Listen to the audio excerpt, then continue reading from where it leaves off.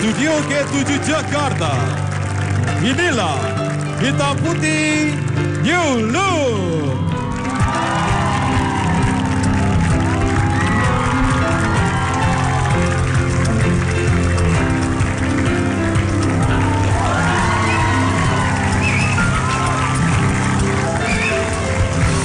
Baik, buat pemirsa yang ada di studio dan juga yang ada di rumah, seperti yang Anda lihat bahwa hari ini kami sudah mensulap semua yang ada di studio Hitam Putih menjadi baru. Jadi Anda lihat bahwa semuanya baru di sini.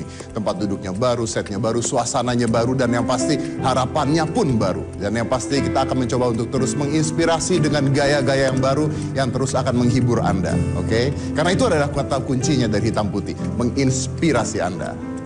Nah, tapi tunggu dulu. Masih ada yang lama pastinya, karena di sini masih ada Anu, masih ada Billy ya.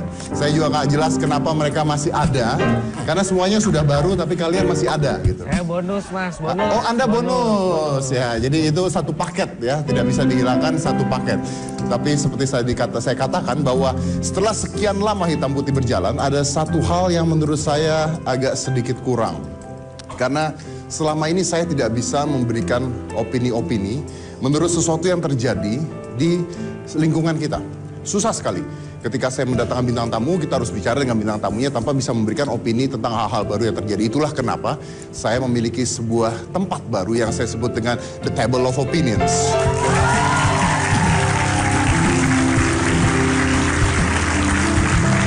Dan disinilah kita akan melihat tentang hal-hal baru yang terjadi di sekeliling kita.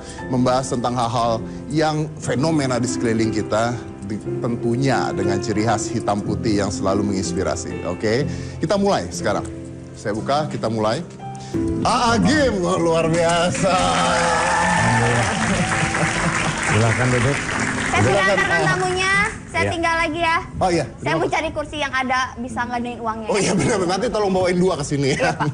Oke, ini luar biasa nih. Saya kedatangan AA Agim nih, karena saya ini sebenarnya kenal dengan AA udah lama ya. Udah lama. Dan saya tuh juga pernah dan sering ke pengajian AA pada saat itu, betul? Iya. Nah, A, saya mau tanya, adanya padepokan seperti itu, A. Tiba-tiba makanan buat jin, tiba-tiba narkoba gitu. Kok bisa orang percaya makanan jin dimakan itu nggak masuk logika saya gitu, A. Belum lagi yang tadi main sulap keluar duit, A. Menurut AA apa itu? Lalu bagaimana dalam pandangan agama? Lalu hukumnya apa? Dan mereka tergolong manusia apa? Jadi harus kita akui bahwa banyak yang belum sehat. Tidak hanya sakit lahir tapi juga banyak sakit kolbu. Akibat ada penyakit di hati jadi kurang jernih dalam berpikir. Mudah simpati, mudah tergiur, mudah kagum, sehingga kejernihan berpikirnya kurang mantap. Karena kalau mau berpikir jernih saja, sebetulnya ketenangan itu tidak mungkin hadir dengan cara-cara seperti itu. Ya. Dengan cara-cara... Enggak, ya.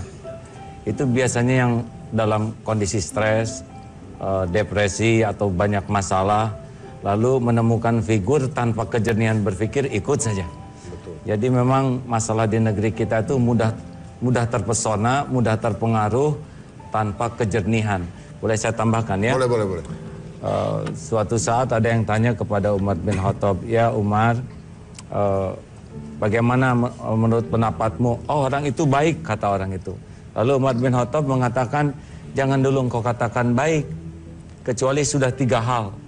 1, pernahkah engkau safar dengannya? Safar itu artinya melakukan perjalanan bersama.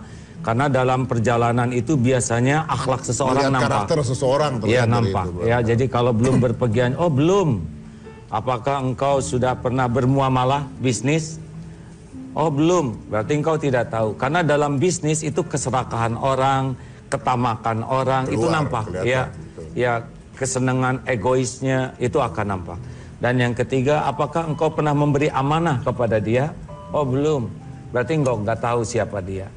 Jadi kalau belum pergi sama-sama, belum bisnis, ya belum muamalah dan belum pernah melihat orang pegang amanah, itu belum bisa dipegang. Oke. Nah, kita sering merekomendasikan orang yang seperti itu. Nah Ustadz, tapi masalahnya begini Ustadz. Kalau kita lihat korban-korban yang ada nih Ustadz, ini ternyata bukan dari kalangan orang-orang bodoh aja Ustadz. Kadang-kadang dari kalangan orang terpelajar. Kok bisa kena gitu loh. Koruptor juga banyak yang terpelajar. Ya. Jadi terpelajar itu tidak identik dengan sesuatu yang hebat kalau dia tidak punya kejernihan hati. Jadi beda ya, terpelajar dengan kejernihan hati. Oh beda-beda Pak. Dengan ilmu tuh ada namanya ilusi ilmu Pak. Jadi ujub, jadi sombong, jadi takabur itu gara-gara ilmu juga. Gara-gara ilmu? Iya. Kepintaran pun bisa jadi jahat? Oh iya. Orang kalau nggak punya kepekaan meraba hati, kalau diberikan kelebihan tuh jadi sarana dia menjadi sombong, ujub. Kayak kita gini-ginian ini ya, kalau nggak hati-hati kita nggak jujur kepada diri sendiri. Ini orang-orang yang menyimak tuh kan nyangkanya kita tuh gimana gitu. Betul. Padahal aslinya kita begini tuh karena cuma satu hal aja. Apa itu Ustaz? Karena Allah nutupin aib-aib dan dosa kita, benar? Benar. Kalau kita dibuka rada mirip juga nanti ya. Hanya karena untung aja kita ditutupi aib. Nah, sebagian orang itu terpesona kepada penilai orang kepada dirinya, sehingga dia tidak jujur kepada dirinya sendiri siapa. Oke. Ini bahayanya Mas Dedi juga nih, bahaya. Saya tunggu Iya. sebentar. Maksud Ustaz? Iya, jadi harus sadar aja kita tuh bahaya. Oh kita bahaya itu ya. Jangan ketawa, kalian nggak ngerti kenapa ketawa. Tapi mau tanya, ada orang yang nih kalau kita bicara tentang penggandaan uang nih ya. Ada orang yang beribadah, taat beribadah karena diiming-imingi uang kayak kasus Padepokan Kanjeng Dimas tersebut. Nah itu gimana? Yang tidak punya uang, sangat ingin instan punya uang. Betul. Pastinya dia begitu. Betul. Dalam dunia teknologi sekarang, kita budaya instan tuh menjadi luar biasa. Ada mie instan, kopi instan, serba instan termasuk ingin instan cari uang. Padahal agama mengajarkan yang dinikmati itu proses. Kalau hasil itu bonus. Yang menjadi amal itu proses. Seperti ibu hamil, proses kan tidak bisa sebulan, 2 bulan langsung keluar. Nah, budaya ingin instan akibatnya seperti itu. Yang kedua, kenapa yang sedang-sedang pada ikut? Karena dia nggak mau rugi ya. Dalam situasi sulit ingin selalu ada. Jadi pendek lagi. Kenapa yang banyak uang yang tetap ikut? juga. Ini namanya kemaruk Pak. Orang kalau sudah tamak, serakah, dikasih satu bukit emas, tetap dia akan mikir bukit yang lain. Jadi nggak ada habisnya. Jadi kalau nggak sehat hatinya, pasti bermasalah. Balik lagi ke hati. Pasti hati, karena setiap orang itu tergantung hatinya. Ini sedih, semua menampakkan sedih. Ini bahagia, semua menampakkan bahagia. Ini marah, semua menampakkan marah. Sayangnya orang itu jarang sekali sibuk memikirkan hatinya. Lebih sibuk membersihkan rumah daripada membersihkan hati. Lebih sibuk ingin melapangkan rumah daripada melapangkan hati. Lebih takut kotor pakaian daripada takut kotor hati. Betul. Jadi kalau hati tidak sehat, pasti tidak sehat akalnya, tidak sehat perilakunya. Oke, baik. Baik. Pembicaraannya semakin menarik dengan Agim. Saya kangen banget dengan beliau karena saya ketemu beliau tuh udah 10-15 tahun yang lalu dan sebagainya. Nah, saya masih bawa banyak pertanyaan, apalagi ada fenomena baru nih kemarin keluar dari kata-kata Agim juga. Tapi saya akan lanjutkan setelah yang satu ini. Oke, jadi jangan mana-mana, tetap di Hitam Putih.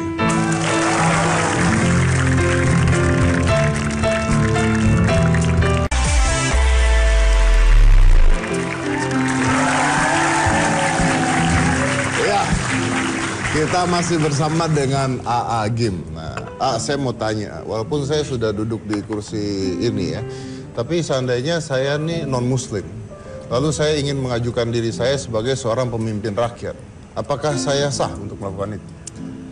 Begini ya, muslim, non-muslim ada di negara ini. Misalkan seorang non-muslim ingin jadi kepala daerah, ya silakan saja. Yang penting jangan maksa orang untuk memilih dirinya, kan begitu? Betul. Ya sudah begitu. Oke. Nah, lalu kemarin kontroversi tentang Pak Ahok, tentang surat Al-Maidah ayat 51. Nah, itu sebenarnya isi ayatnya apa itu, Ustaz? Kita tempatkan pada tempatnya dulu lah ya. Kan sekarang sedang heboh Dan ini yang paling penting dari obrolan ini adalah bagaimana kita bisa mengambil hikmah sehingga tidak hanya sekedar membahas kejadian, tetapi pelajaran apa yang bisa kita ambil sehingga kita bisa menjadi lebih baik. Kalau hanya membahas kejadian, saya kira sudah di mana-mana itu. Dan basi lah ya kalau kita membahasnya. Satu, bahwa kita ini harus, kalau dalam Islam, agama yang adil, menempatkan sesuatu pada tempatnya.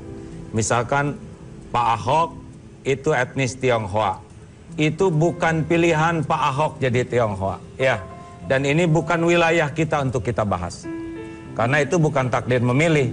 Saya jadi orang Sunda tidak milih, sebagaimana Mas Dedi juga tidak milih kan? Apa ini? Ya enggak, kalau misalkan jadi anak kambing, kita lagi kambing sekarang berdua, iya. Kenapa Jadi, saya anak kambing? Enggak, sama dengan saya juga kalau anak kambing. Iya. Lalu kalau Pak Ahok agamanya Nasrani, itu adalah pilihan beliau. Dan itu pun kita tidak ikut campur.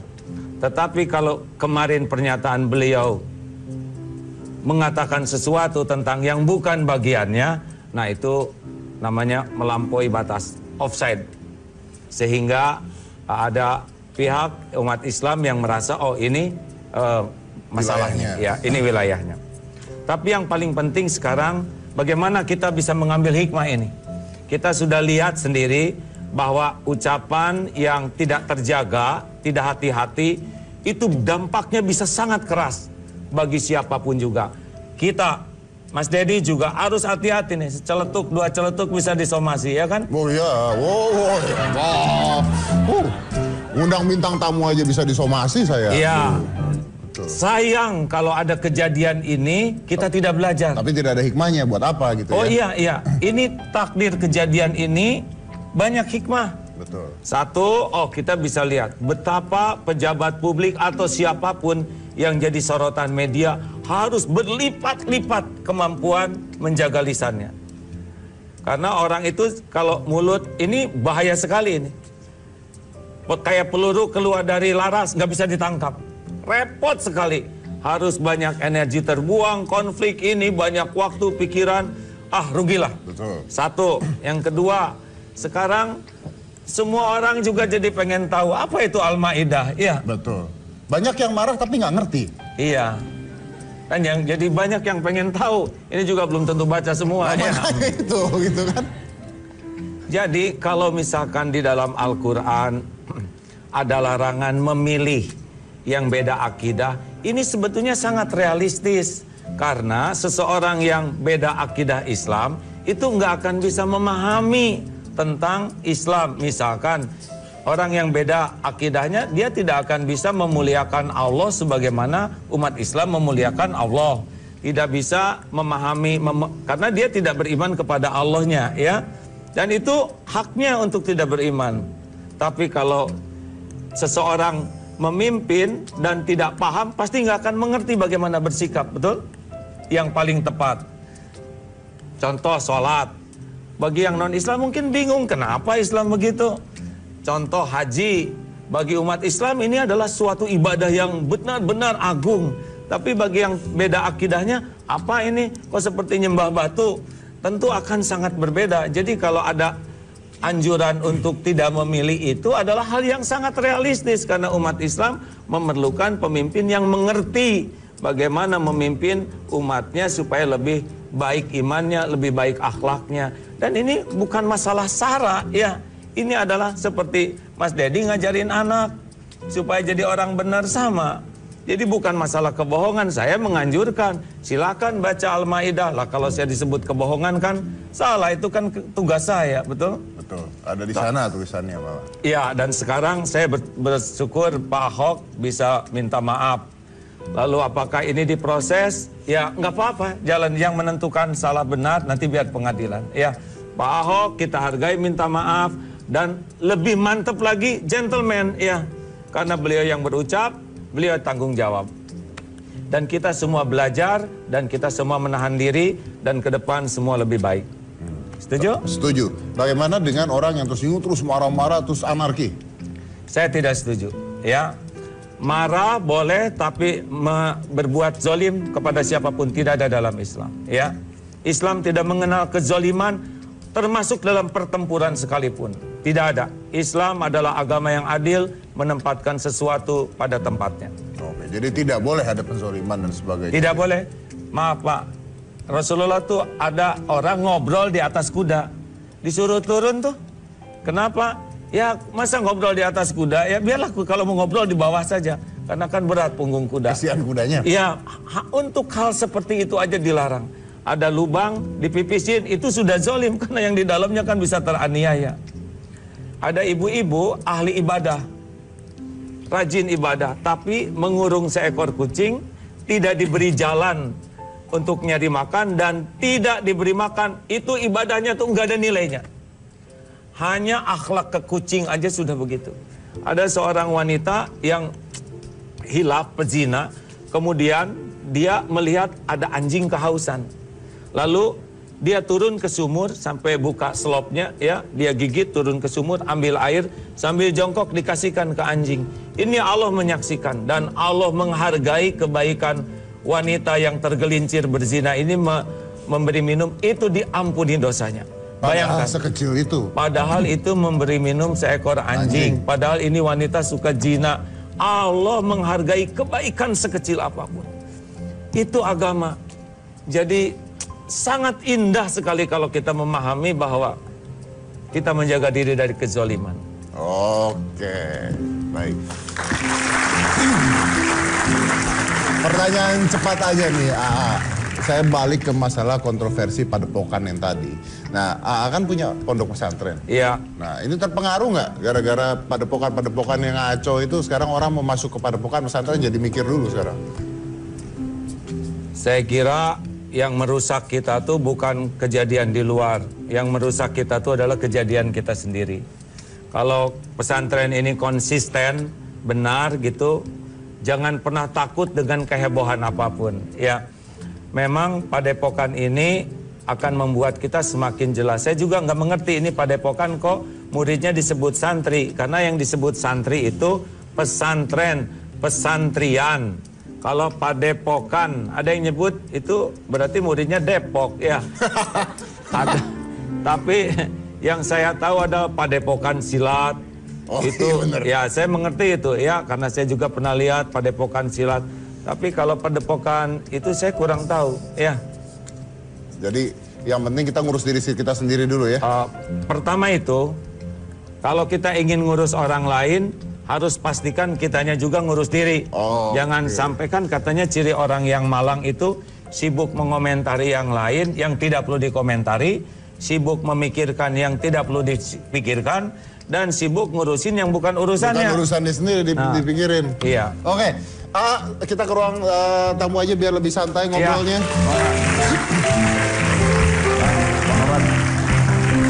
Jadi Agim ini punya pondok pesantren ya. Kalau pondok pesantren tuh berarti kalau pondok pesantren artinya santri ya?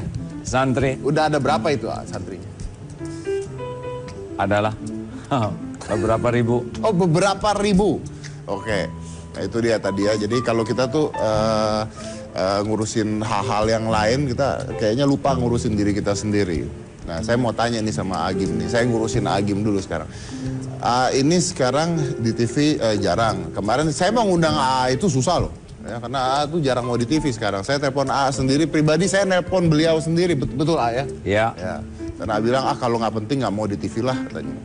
Tapi karena memang ulasannya baik, makanya AA mau gitu. Nah, kalau off air dan sebagainya masih sering nggak? Iya, sering. Alhamdulillah. Karena pesantren semakin diberikan amanah banyak santri. Santri itu adalah amanah, Pak. Setiap santri dititipkan orang tuanya, maka saya harus tanggung jawab dunia akhirat. Maka itu menjadi prioritas utama. Anak 11, itu juga penting dipertanggungjawabkan. Satu kan? Satu. Kemudian, satu aja ribet, 11 gimana ceritanya? Tergantung kitanya ya, kalau kitanya ribet jadi ribet. Salah lagi saya ya, oke nggak apa-apa. Gini, kan persoalan itu adalah bagian yang harus dinikmati, bukan ditakuti. Seperti ngurus anak. Dan yang namanya bahaya itu bukan pada persoalannya. Bahaya itu kalau salah menyikapi persoalan. Seperti ujian di sekolah, orang tidak lulus itu kan bukan karena soal, tapi karena salah jawabannya. Iya benar, benar itu memang. Iya, nah kita tuh lebih sibuk dengan persoalan, tapi jarang memikirkan ini benar nggak kita menyikapinya. Ini seperti heboh hiruk pikuk ini, kita bahas ini, baca ini, itu. Tapi kita berubah enggak nih dengan obrolan ini nih kayak acara ini ya? Udah berapa lama ini? Hampir 7 tahun. Nah, dengan 7 tahun ini yang paling penting dari acara ini, Mas Dedi berubahnya apa? Saya mah botak deh dulu mah enggak. Kalau botak mah gampang, tinggal ke tukang cukur. Tapi saya mengerti. Artinya saya pun belajar dari bintang tamu yang inspirasi dan merubah hidup saya. Dan juga. saya datang ke sini juga intinya itu, ya. Apa itu? Ya, Mas Dedinya berubah apa gitu. Karena saya ingat dulu Mas Dedi ini rajin ke pesantren, ke Darut Tauhid, ya. Itu saya sering banget datang. Ya, ngaji. Nah, sekarang saya datang ini, apa perubahannya sesudah acara ini? Ini yang paling penting, Mas Dedi, ya. Kita sering tampil begini, dulu juga sering tampil. Kita sering membahas, tapi yang paling harus kita sadari adalah kita kan jadi harus tanggung jawab kepada pemirsa, benar? Betul. Nah, para pemirsa, ini teh pada lihat semuanya? Oh, nonton. Nah, yang sebelah sono sih memang tengeng palanya, tapi yang lain nonton. Kalau sayang kepada acaranya Mas Dedi ini, yang paling penting justru kitanya, Mas. Ya.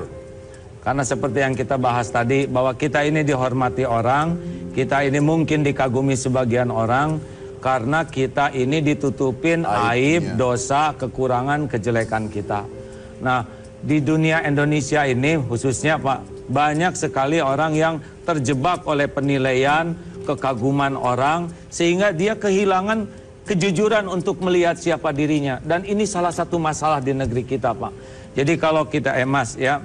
Jadi kalau sudah punya gelar, pangkat, jabatan, popularitas, kedudukan, seakan-akan dia tuh sudah hebat sekali. Padahal di balik itu siapa? Ya. Nah, kalau orang sudah nggak bisa jujur melihat dirinya sendiri, maka cenderungnya yang dibangun tuh topeng. Dia sendiri nggak pernah bahagia. Nah, kalau orang udah ngebangun topeng, ngajak orang, pasti nanti orang jadi ngebangun topeng juga. Ya, jadi intinya dia sendiri harus berubah, harus jujur pada dirinya sendiri. Iya, benar. Nah, ini kita tuh kekurangan. Kekurangan orang-orang seperti itu. Iya, kekurangan orang-orang yang memang kemasan dan isinya tuh lebih bagus dari kemasannya. Jangan sampai hanya ngebangun kemasan dengan pangkat, jabatan, kedudukan, gelar, tapi dia lupa kepada isinya sendiri. Sehingga ya begitulah jadi bungkus aja.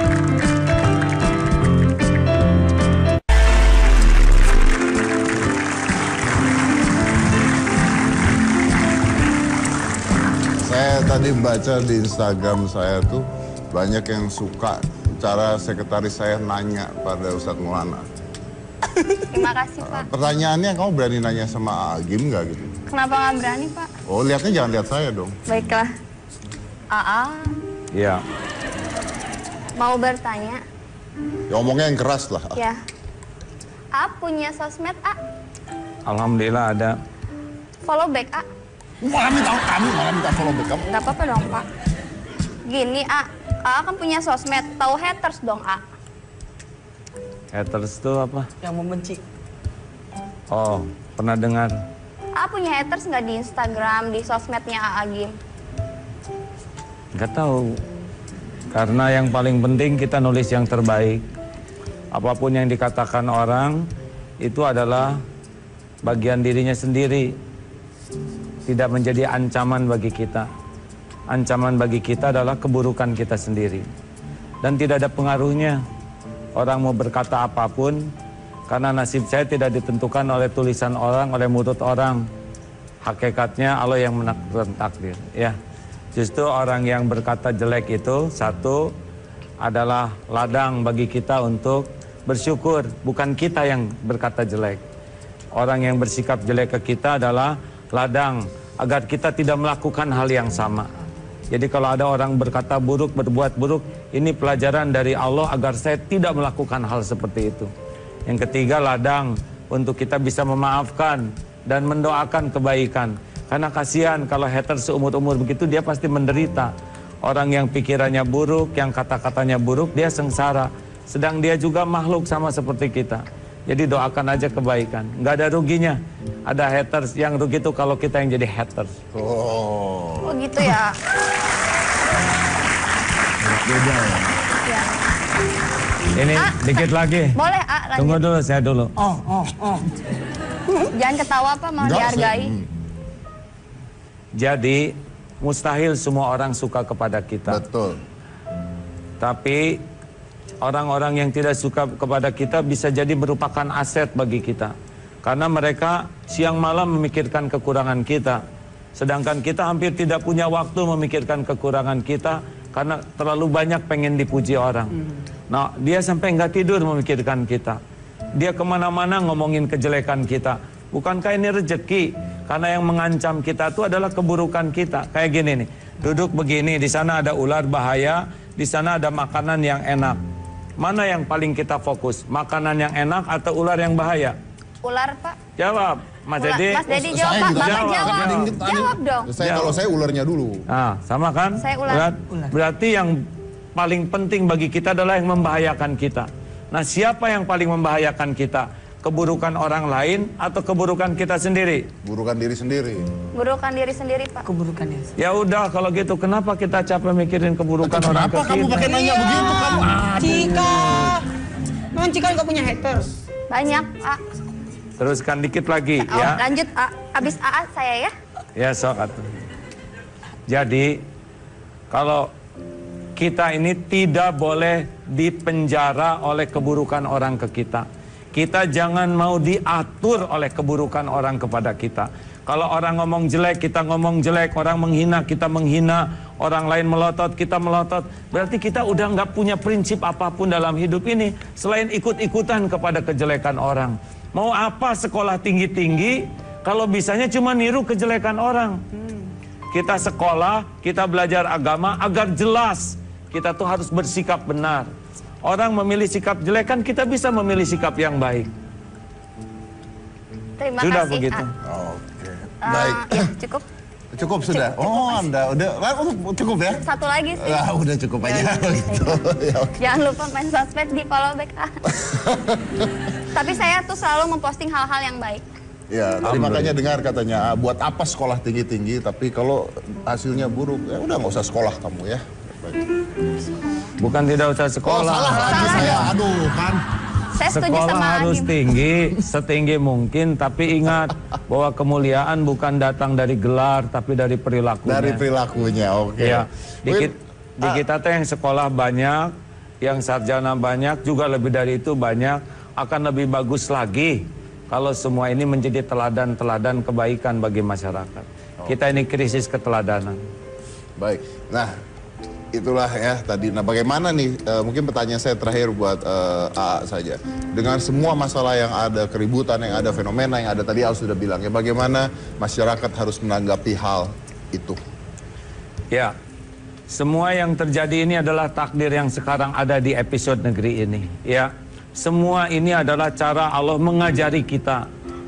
Banyak kejadian-kejadian, karena belajar itu bukan hanya dari sekolah, tapi dari apa yang kita lihat, dari pertemuan ini, dari seseorang bersikap, seseorang itu pelajaran. Tinggal kita mau enggak mengambil pelajaran untuk mengubah diri kita jadi lebih baik. Kalau hanya membahas masalah itu semua bisa. Tapi dengan adanya masalah dan kita berubah jadi lebih baik. Kita lihat ya di kejadian ini, oh begitu, kejadian ini. Saya seperti itu tidak. Oh saya harus menahan kata-kata saya. Saya tidak boleh tergelincir kata-kata. Oh, ternyata kalau serakah kepada uang ujungnya begitu. Oh, kalau mudah terpedaya, terpesona kepada seseorang, akhirnya jatuh. Jadi semua ini harus kembali ke kita dulu. Kalau kita hanya sibuk membahas ini, membahas itu, dan kitanya sama, berarti kita rugi. Ya, kehilangan waktu, kehilangan kearifan. Jadi saya berharap gitu ya, semua hiruk pikuk bangsa ini adalah jadi pembelajaran. Agar kita menjadi manusia-manusia yang lebih baik. Kalau kita nggak bisa memperbaiki bangsa, atau perbaiki aja keluarga. Kalau keluarga juga susah, perbaiki aja diri sendiri. Kalau anak satu aja susah, udah perbaiki diri aja kita nih Mas Edi. Ya. Oke baik. Terima kasih banyak Agim. Ustadz Maulana, terima kasih banyak. Terima kasih juga buat penonton kita sudah hadir di studio baru kita ini ya. Ini studio baru pertama kali hari ini kita live langsung ya. Betul, Pak. Dan ingat Anda bisa nonton. Jadi kita bikin behind the scene-nya pembuatan studio ini. Jadi dari kosong, dari rata, dibuat satu-satu, Cika pantekin satu-satu. Itu kita videoin semuanya sampai jadi seperti ini. Jadi jangan lupa nonton pembuatannya, behind the scene-nya semuanya ada di YouTube official-nya Hitam Putih Trans 7 malam ini juga. Oke? Saya tutup acaranya. Terima kasih buat semua bintang tamu yang sudah hadir di sini, dan saya mungkin mengambil kata-kata dari Agim tadi bahwa intinya adalah kalaupun kita penuh pengetahuan, kalaupun kita pintar, tapi itu tidak merubah kita untuk menjadi lebih baik lagi. Akhirnya sama saja bohong. Akhirnya kita hidup dengan topeng-topeng itu semua. Jadi intinya dari semua kejadian, mau itu positif, mau itu negatif dan sebagainya, ambil, belajar dan mencoba untuk belajar dari sana untuk menjadi diri yang lebih positif dan diri yang lebih baik lagi. Because knowledge without transformations is not a wisdom. Saya dari Komisi Cika Jessica, inilah Hitam Putih.